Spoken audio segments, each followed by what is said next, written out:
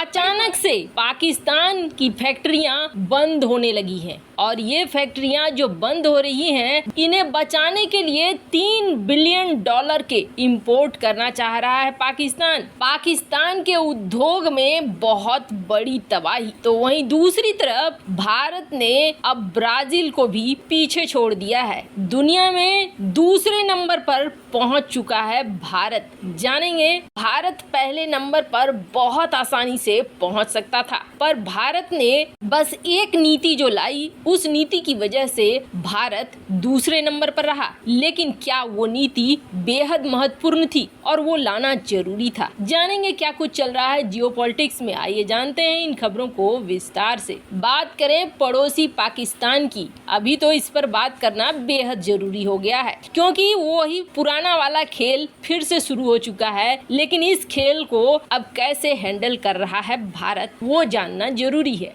आपको बता दें, बाजवा ने अमेरिका से एक संदेश दिया, अपनी सेना को भी दिया और आम जनता को भी दिया। इस संदेश में बाजवा की एक बात मुझे बहुत अच्छी लगी। बाजवा ने कहा कि जब तक हमारी अर्थव्यवस्था ठीक नहीं होगी, बिना मजबूत अर्थव्यवस्था के कोई भी कूटनीति काम नहीं कर सकती है। जनरल बाजवा जिस समय अमेरिका में ये भाषण दे रहा था, अच्छी खासी संख्या में पाकिस्तानी राजनयिक वहाँ पर मौजूद थे। बाजवा को अमेरिका जाकर ये समझ में आ गया कि हम अपनी मनमानी नहीं कर सकते हैं, क्योंकि हम एक मजबूत अर्थव्यवस्था वाले देश नहीं है। हो सकता है बाजवा ने सोचा होगा कि भारत के तरह ही होंगी सारी चीजें, लेकिन वैसी चीजें नहीं दिखी अमेरिका में बाजवा को। तभी तो ये बात निकल कर सामने आ गई। पर अब सवाल ये हो रहा है कि पाकिस्तान में फैक्ट्रियां दनादन बंद हो रही हैं। 100 की कगार में पाकिस्तान में फैक्ट्रियां बंद हो चुकी हैं और पाकिस्तान सरकार के लिए एक बहुत बड़ी समस्या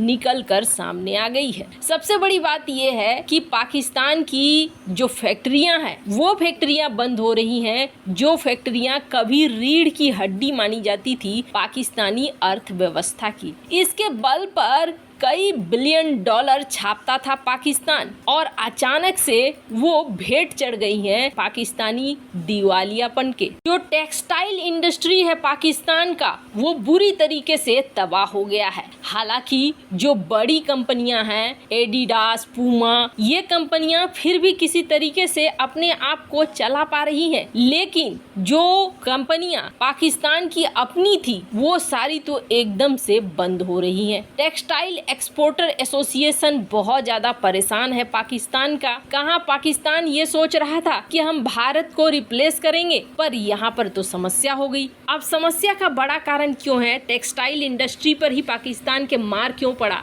तो आपको बता दें, ये जो स्क्रीन पर मैप देख रहे हैं ना, इस मैप में सिंध प्रांत, बलूचिस्तान, पंजाब, खैबर पख्तूनख्वा, इन 4 इलाकों को देखिए। ये 4 इलाके ऐसे इलाके हैं जहां पर ज्यादा अनाज और कॉटन वगैरह उपजाया जाता है। बात करें सिंध की, तो सिंध में बहुत बड़ी संख्या में कॉटन को उपजाया जाता है, और ये जब बाढ़ फैला पाकिस्तान के अंदर, तो खैबर पख्तूनख्वा का 58 किलोमीटर का फसल का एरिया बर्बाद हो गया। जो पाकिस्तान का पंजाब है, उसका 4571 किलोमीटर का एरिया, जो फसलें थी, वो तबाह हो गई। ये 3 सितंबर की रिपोर्ट है।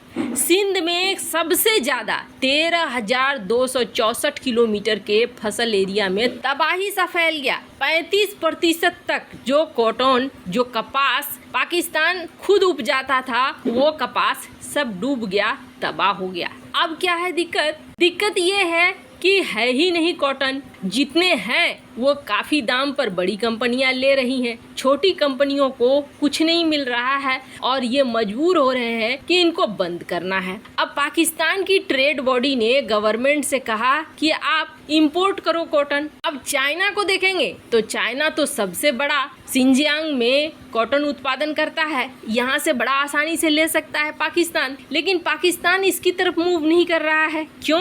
क्योंकि अमेरिका से इस वक्त बहुत अच्छे तरीके से टर्म चल रहे हैं। अमेरिका ने सिंजियांग के कपास में प्रतिबंध लगाए हुए हैं। अब पाकिस्तानी व्यापारी ये कह रहे हैं कि हमें आज्ञा दे दो, हम भारत से खरीद लेंगे कपास। कुल पाकिस्तान को $3 बिलियन का कपास चाहिए अगर पाकिस्तान अपनी कपास की इंडस्ट्री को, अपने कपड़े की इंडस्ट्री को बचाना चाहता है तो। खैर, आपको बता दें, इन सब चीजों के बावजूद पाकिस्तानी करेंसी लगातार गिर रही है। ऐसे में उन्हें कुछ इंपोर्ट करना भी है तो बहुत भारी पड़ने वाला है। जहां एक तरफ ये सब कुछ हो रहा है तो कहते हैं ना, जो अच्छे के लिए चलता है उसके साथ अच्छा ही होता है। भारत की अर्थव्यवस्था इस समय बड़ी ऊंचाई में जा रही है और ये चीज भले एक समय था कि कोई नहीं मानता था और लगता था कि नहीं, भारत तो ऐसा कुछ कर ही नहीं सकता है, क्योंकि हमारे दिमाग में ये अच्छे से ठूंस दिया गया था कि भारतीय कभी भी कुछ ज्यादा अचीव नहीं कर सकते हैं,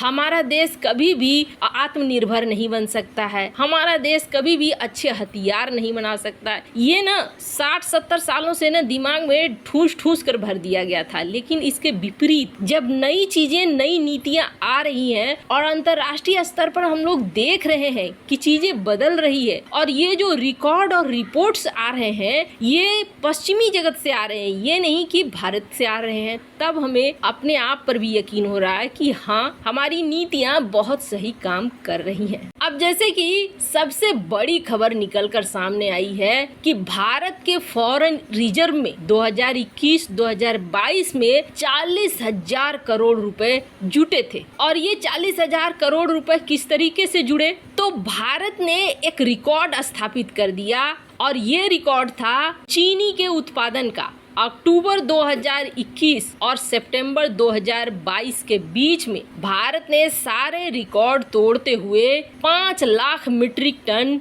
शुगर का यानी चीनी का उत्पादन कर दिया और दुनिया का सबसे बड़ा चीनी उत्पादन करने वाला देश बन गया। आपको बता दें, इस चीनी के लिए लड़ाई पहुंच गई थी WTO तक और जिस ब्राजील को उत्पादन के मामले में भारत ने हराया है ना, वो ब्राजील WTO में भारत के खिलाफ खड़ा हो गया था। अब बात क्या थी? बात ये थी कि भारत सरकार गन्ना उत्पादन करने वाले किसानों को सब्सिडी देती है ताकि ज्यादा से ज्यादा गन्ने का उत्पादन हो। ब्राजील भारत के इस निर्णय के खिलाफ था और WTO में एक केस भी फाइल कर दिया ब्राजील ने कि भारत ऐसे करके गलत कर रहा है, भारत सब्सिडी देगा तो फिर चीनी भी उसके सस्ते होंगे। और भारत के ऊपर WTO ने कहा भी था अपने फैसले में कि हाँ, भारत गलत कर रहा है, पर भारत ने कहा था कि नहीं, हम देंगे सब्सिडी। और भारत ने फिर अपर हाउस WTO की है उसमें फाइल कर दिया था केस को कि नहीं, हमें सब्सिडी देने से